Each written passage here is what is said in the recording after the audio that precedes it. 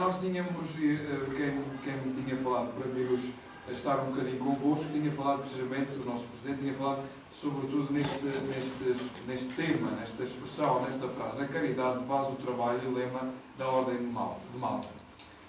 Como é que define então a Sagrada Escritura esta palavrinha, a caridade? Nós sabemos que quando falamos da terminologia da caridade, nós acabamos sempre por resvalar para o seu sentido mais humanístico, mais humano, mais da nossa compreensão natural.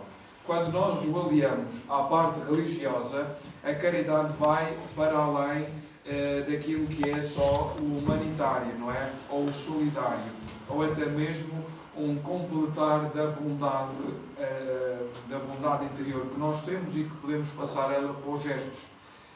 Quando a Sagrada Escritura refere-se à caridade, ela extravasa toda essa significação e tenta pô-la no seu sentido mais elevado. E o sentido mais elevado é, sobretudo, o amor de Jesus. Não é? Ela centra-se nesse amor, com o mandamento que Ele nos dá. E então nós encontramos em São João muitas referências a esse amor, e eu propunha para a nossa reflexão sobre precisamente esta passagem do Evangelho, do capítulo 15, versículos 9 a 16, que eu passo então a ler. Assim como o Pai me tem amor, assim eu vos amo a vós. Permanecei no meu amor. Se guardardes os meus mandamentos, permanecereis no meu amor, assim como eu, que tenho guardado os mandamentos do meu Pai, também permaneço no seu amor. Manifestei-vos estas coisas, para que esteja em vós a minha alegria, e a vossa alegria seja completa. É este o meu mandamento, que vos ameis uns aos outros, como eu vos amei. Ninguém tem mais amor do que quem dá a vida pelos seus amigos. Vós sois meus amigos, se fizerdes o que eu vos mando. Já não vos chamo servos, visto que o servo não está ao corrente do que faz o seu senhor. Mas a vós chamei-vos amigos, porque vos dei a conhecer tudo o que ouvi ao meu Pai. Não fostes vós que me escolhestes, fui eu que vos escolhi, a vós, e vos destinei a ir e a dar fruto, e fruto que permaneça. E assim, tudo o que pedirdes ao Pai, em meu nome, Ele vos concederá. É isto que vos mando, que vos ameis uns aos outros. Portanto, se nós analisarmos isto inserido nos outros três Evangelhos de Lucas, de Mateus e de Marcos, a base do mandamento do amor mantém-se sempre a mesma. E a base é esta. A partir da experiência de Jesus, a partir da experiência que Jesus faz com Deus, é essa experiência mesma que Ele passa para os discípulos e faz nesta unidade de fazer a vontade de Deus, de explicar a sua palavra, de explicar o mandamento do amor com palavras, mas também com ação, e passa isto para os discípulos, para que eles realmente possam compreender que não é só uma ideia que a gente pode colocar quando a gente quiser, em ação, quando nós a quisermos. Não. É a condição primordial de todo o cristão, de toda a base da fé cristã e, por conseguinte, de toda a base depois da própria caridade cristã. Se nós, como eu dizia no início, se nós definirmos muito bem as coisas, nós vemos as diferenças. As diferenças da caridade puramente humana, do humanismo, para a caridade cristã. Há qualquer coisa que intensifica, que potenteia, quer dizer, que não se deixa ficar apenas por uns extremos, mas passa a esses extremos. E passa de uma forma muito rápida. Porque nós, e agora passando assim um bocadinho já para a nossa vida do dia a dia, nós vemos muitas vezes pessoas que vêm, que se juntam a nós, mas que passado o tempo acabam por desaparecer. E acabam por desaparecer. Não quer dizer que não é legítimo o seu desaparecimento ou o seu afastamento. Mas a maior parte das vezes não se afastam, ou seja, não se afastam por cansaço, afastam-se por razões pequeninas, não é? Porque uma chatice. Porquê?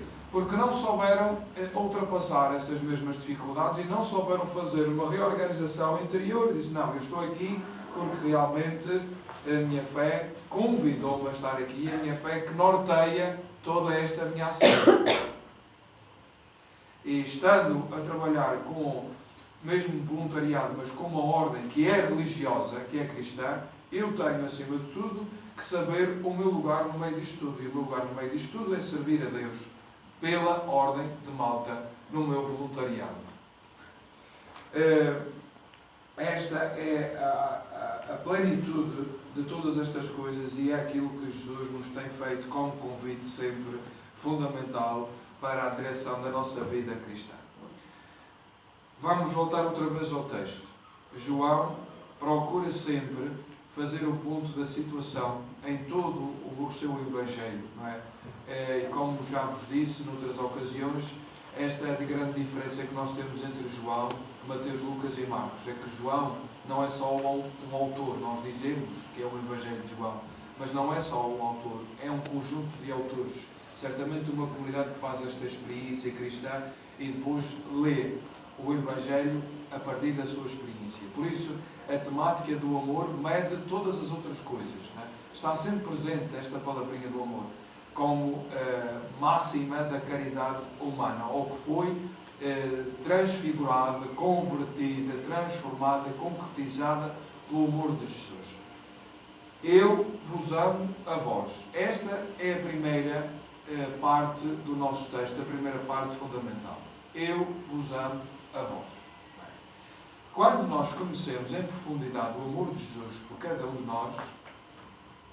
nós não temos, não conseguimos, não encontramos outro amor que se assemelhe. Nem mesmo o amor das nossas esposas, nem mesmo o amor dos nossos filhos. Porquê?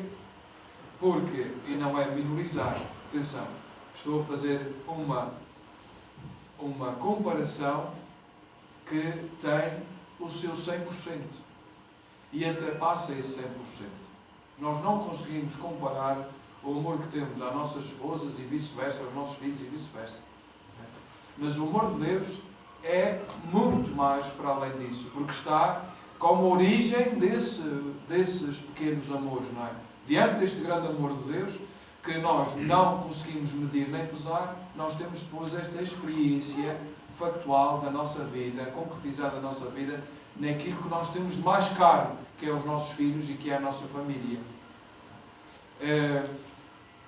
Jesus, quando diz, eu vos amo a vós, ele, antes do sofrimento da cruz, tem a sua encarnação, não é?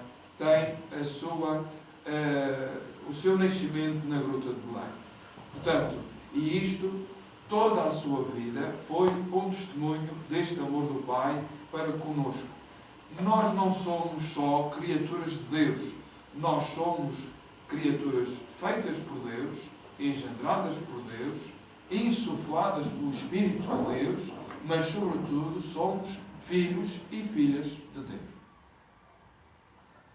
E quem é que nos vem dizer que nós somos filhos e filhas de Deus? E quem é que nos vem demonstrar este amor de Deus como um amor familiar que nós conhecemos e somos a primeira coisa que nós experimentamos é o amor maternal, é o amor dos nossos pais. E depois nós vivemos esse amor com os nossos filhos. O meu pai dizia muitas vezes, só vais experimentar a preocupação que o pai tem por ti e pelo teu irmão quando fores pai. Não fui pai, não é? Mas sou pai de duas comunidades e isso vamos experimentando aos bocados. Portanto, mas isto para dizer que toda esta nossa relação humana tem antes uma relação divina que nos convida sempre e que nos marca, que nos caracteriza. Portanto, antes de eu viver qualquer amor caritativo, antes de eu viver o amor cristão, eu sou amado por Deus no seu Filho Jesus.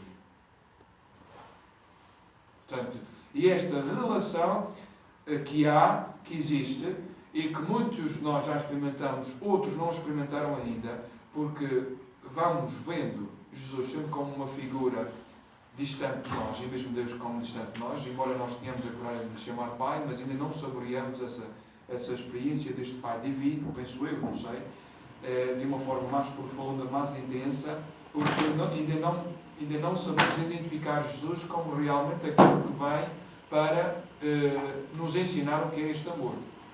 E quando o bem-aventurado Gerardo faz esta experiência de amor, e esta experiência de amor, se nós nos lembrarmos da história dele, do percurso de vida dele, é uma história que começa precisamente com um primeiro enamoramento, com uma primeira paixão, sobretudo no seu batismo de ser cristão.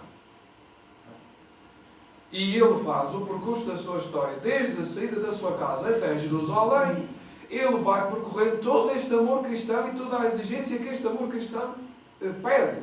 E a primeira exigência foi ir combater para salvar a Terra Santa. Este foi o princípio orientador de Gerardo. E Gerardo sai da sua casa e deixa a sua família para ir salvar Jerusalém. O que era uma coisa puramente física, torna-se numa coisa muito mais profunda, muito mais espiritual. Chegando a Jerusalém, ele vê que não deve combater com a espada, deve combater com o amor da caridade, de dar o pão aos pobres, de recolher os doentes, de tratar das suas feridas, das suas dores.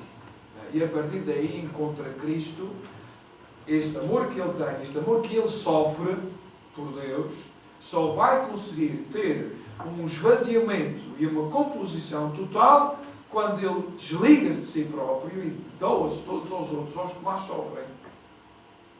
Gerardo já não quer libertar Jerusalém já não quer libertar as pedras de Jerusalém, já não quer libertar as igrejas de Jerusalém, já não quer libertar a arte sacra, já não quer libertar ou livrar a composição da igreja, não é? Da cristandade militante. Ele quer libertar, sobretudo, as pedras vivas da sua igreja, da igreja de Cristo. Quer libertar os doentes das suas doenças. Com quê? Com o amor de Jesus. Com o amor que ele experimentou e que vai dar aos outros também a experimentar.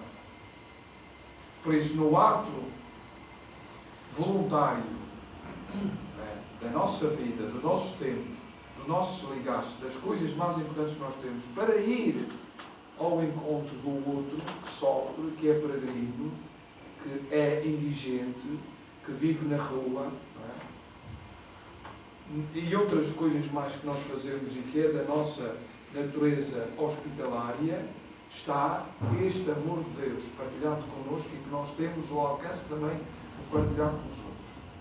No nosso gesto de dar um copo de água está este gesto, tem que estar este gesto interior do amor de Deus sobre mim. Porque Deus me ama, eu também devo amar o outro, sem reservas. Ninguém vai fazer voluntariado porque tem tempo livre. Ninguém. Ninguém vai fazer voluntariado porque é uma coisa boa, porque me sinto bem. Porque esse sentir bem, de um momento para o outro, transforma-se noutras coisas. Posso deixar de me sentir bem? Então já não faz sentido eu lá. Não. O princípio orientador do Corpo Voluntário da Ordem de Malta é este. Eu vos amo a vós. Ponto final. É isto que Jesus nos diz no Evangelho de João. Eu vos amo a vós. Permanecei no meu amor. Se permaneceres no meu amor, fareis tudo o que quiserdes. Não é? Tudo o que pedirdes, como dizia o texto, e recebereis. E tudo o que nós pedimos, quando nós conhecemos este amor, e a nossa oração muitas vezes passa por isso, é realmente que haja amor entre os homens. É o tal anúncio que os anjos em Belém fazem aos pastores. Paz na terra aos homens de boa vontade. Para vivermos a dimensão da paz, precisamos, sobretudo, compreender a dimensão do amor. A dimensão do amor que perdoa, a dimensão do amor que vai sempre reorientando a nossa vida. O Evangelho continua a dizer-nos, e Jesus continua com estas palavras: manifestei-vos estas coisas para que esteja em vós a minha alegria e a vossa alegria seja completa. Ora, que alegria é esta? É a alegria de dar mais do que receber. Dai de graça o que recebestes de graça. Diz-nos noutra parte do Evangelho. São Paulo, quando faz a sua conversão interior, quando cai do cavalo, que ele faz essa experiência mística, como descrevendo uma queda do cavalo. E se nós repararmos, o cair do cavalo tem muito do seu quê de vida e morte. Geralmente quem caía do cavalo, depende das zonas, depende do terreno, depende de como é que ia no andamento, ou fica muito aleijado, ou escapa por um triz, ou morre. E São Paulo, quando faz esta experiência, que ele chama como sendo a queda do cavalo, é mesmo uma queda na sua vida, é um trambolhão muito grande, em que ele, de perseguidor de cristãos, passa a ser perseguido por Cristo. Há qualquer coisa que lhe toca. Há o amor de Deus que lhe toca de tal maneira pelo Filho de Deus, por este momento da nossa história em que Deus encarna na nossa realidade humana, que ele não tem a capacidade de dizer isto não é para mim, não, isto é para mim. Eu sou judeu e eu quero observar tudo aquilo que os meus pais me deram na fé judaica. Mas há qualquer coisa aqui que está-se a meter comigo. E o que é que está-se a meter comigo? É este Jesus de Nazaré. Como é que estes homens e mulheres que eu persigo continuam, mesmo diante da prisão, mesmo diante da ameaça, mesmo diante da morte, da condenação pelos nossos chefes judeus, continuam a dizer: eu creio que Jesus foi morto, mas também ressuscitou por mim. Eu creio que Jesus é o Filho de Deus. E nós vamos vendo em toda a história judaica coisas que não eram aceitas. Isto dizer que um homem era filho de Deus era muito complicado, porque ia buscar a história não só dos nossos, da nossa civilização mais antiga, a grega, como a romana. Não se esqueçam dos semideuses, dessa geração quase mista. E pôr Jesus como semideus para o povo judeu, para um judeu, sobretudo para aqueles que sabiam da lei, isso era uma blasfémia. É causa de condenação de Jesus, é porque se tornou Filho de Deus. Esta é a causa de condenação.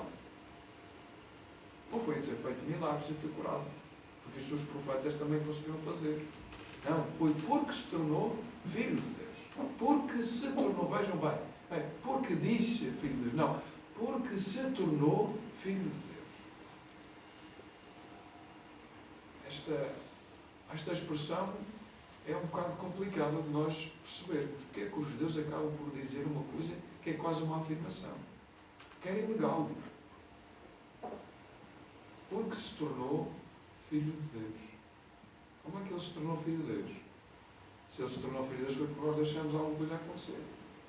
Deixamos que essa ideia ganhasse a dimensão que ela propriamente tem. De realidade, de verdade.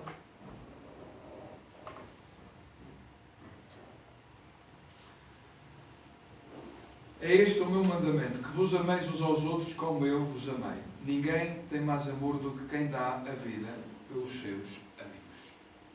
Ora, aqui é que está uma das questões em que nós vamos sempre batendo um bocadinho e vamos sempre intensificando, às vezes intensificando não pelo sentido de quem vai fazendo uma coisa crescente, mas decrescente, porque vamos tanto o ideal lá para cima que a gente acaba por não conseguir às vezes passar. Quando Jesus diz as coisas assim, ninguém tem mais amor do que quem dá a vida pelos seus amigos, ele quer dizer que nós, para percebermos isto, só podemos perceber ou só podemos compreender e interpretar de uma forma. É que eu sou chamado a fazer este crescimento, não é? Em muitas das situações da minha vida sou chamado a compreender e a pôr em prática isto, a dar a minha vida pela do outro. E então, se isto é assim, eu posso dar a minha vida pela do outro de muitas formas, de muitas maneiras, aos poucos. Não estejamos à espera que eu só vou dar a minha vida pelo outro quando eu estiver na praia no verão, no Algarve, ou na Madeira, ou onde for, ou Vila do Conde, né? E está um tipo a afogar-se e eu vou lá correr porque senti que naquele momento deveria auxiliar porque não tinha mais ninguém. Não é só aí. É quando eu dou o meu tempo, um pouco do meu tempo, para algumas situações. Sobretudo aquelas que mais ninguém quer fazer.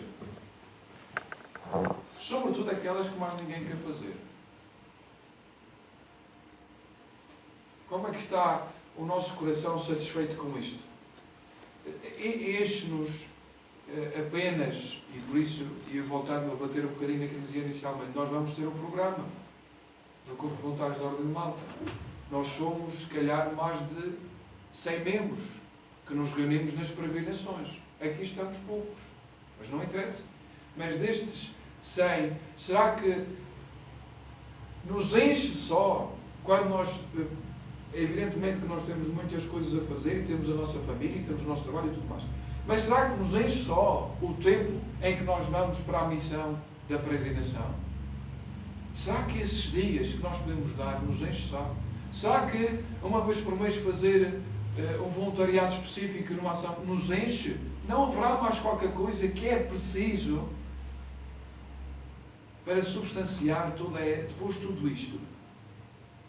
É porque depois, no meio disto tudo, está algumas crises, não é? Eu se calhar não vou para este grupo porque tenho lá uma pessoa que não me entende, não vou para aquele porque não dou com o ambiente, não vou...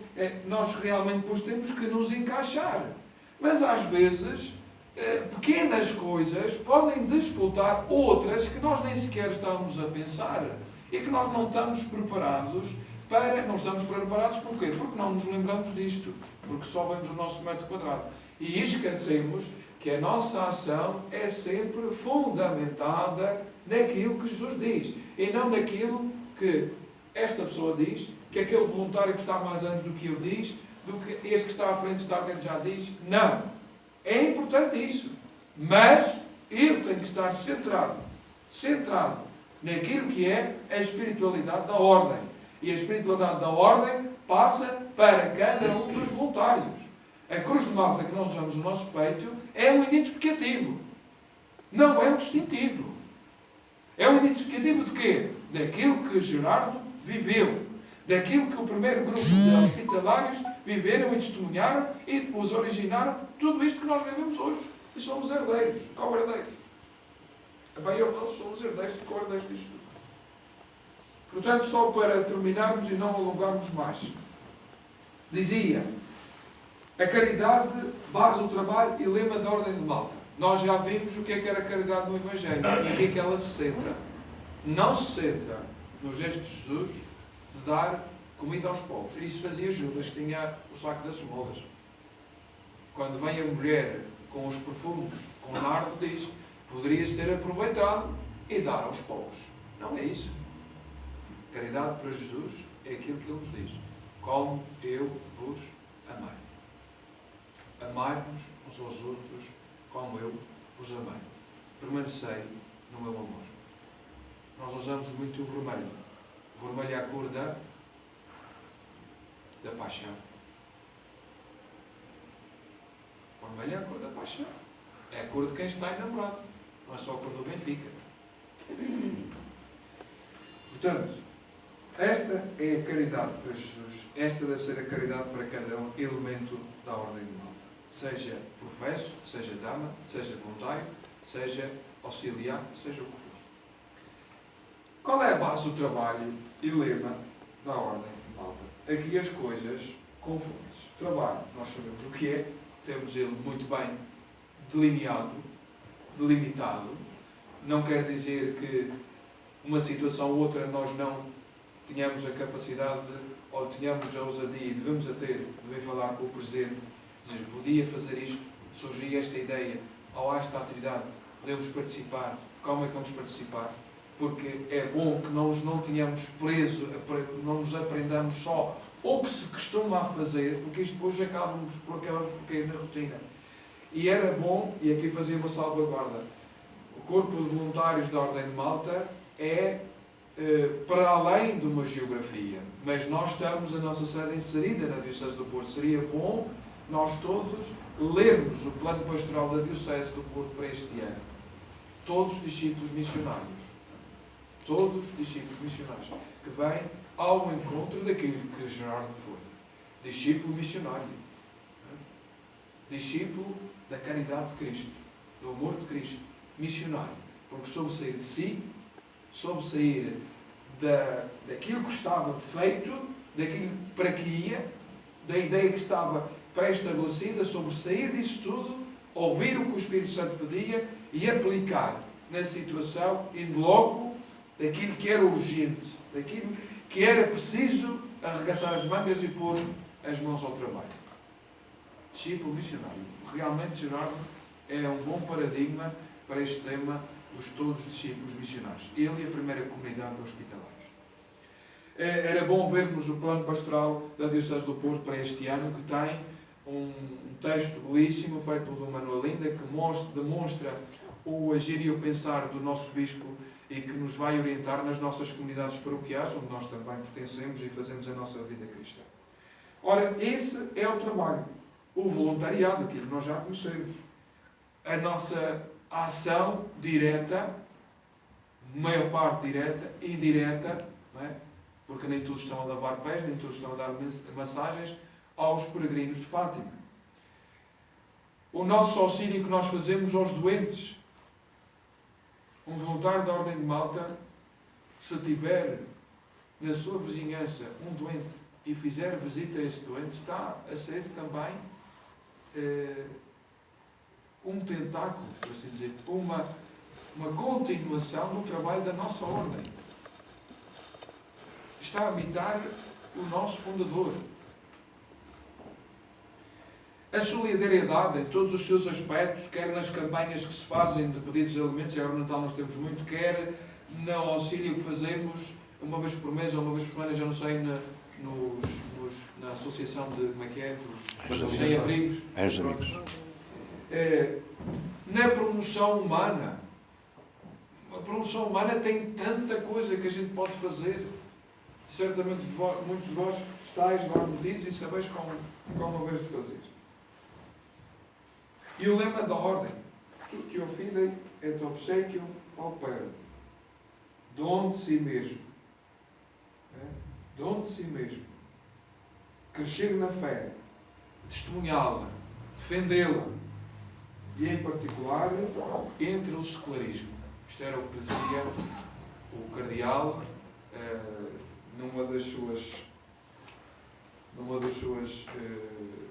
nos seus textos, o cardeal Paulínico, se não estou em erros, se não falha a memória, em que falava sobre a vocação batismal e a vocação dentro da ordem humana. Crescer na fé, dom de si mesmo, crescer na fé, testemunhá-la e defendê-la, em particular entre o secularismo. Portanto, o nosso verdadeiro voluntariado será aquele que aceita neste lema.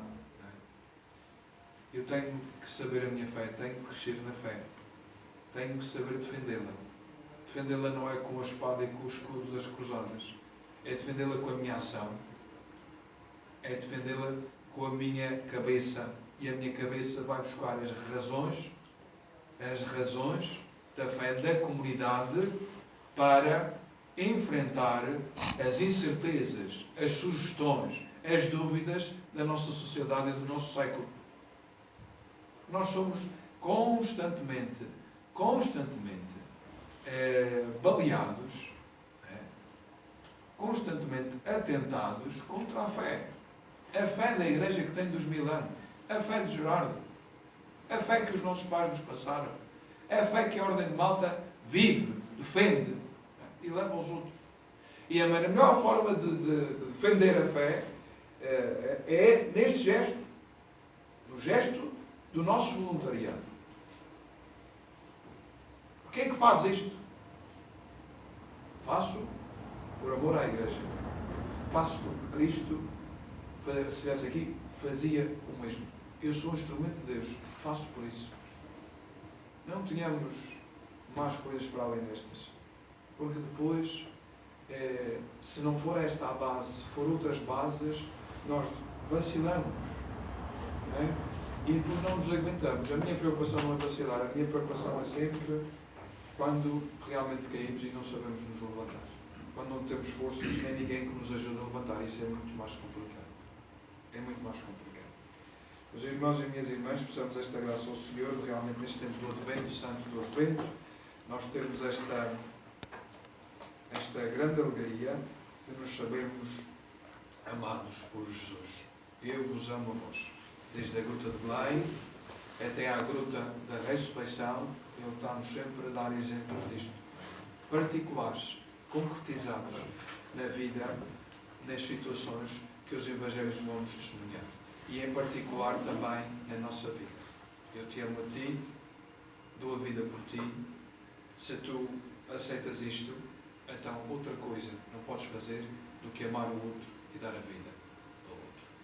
E desejo a todos a continuação de uma boa missão na nossa Ordem de Malta, mesmo diante das coisas que nós vamos ouvindo, mesmo diante de uma certa desorganização por parte de alguma centralidade que existe ou que deveria existir, mesmo quando nós vemos exemplos maiores que nos deviam ser exemplos maiores de referências e não são, e as coisas vão por outro caminho, não, saibamos guardar a nossa missão, salvaguardar o nosso exemplo. Nós não viemos aqui pelos bonitos olhos de ninguém, viemos porque sentimos o chamamento por parte de Deus, porque nos identificamos com o carisma de Gerardo e porque queremos viver pessoalmente e comunitariamente esta grande ação divina que Deus continua a manifestar e convidar-nos pelo carisma, pela vida, pela ação que a Ordem de Malta desenvolveu com o nosso fundador e com os seus primeiros companheiros. Nós somos companheiros de Gerardo. Somos companheiros de Gerardo. E Gerardo é o companheiro de Jesus.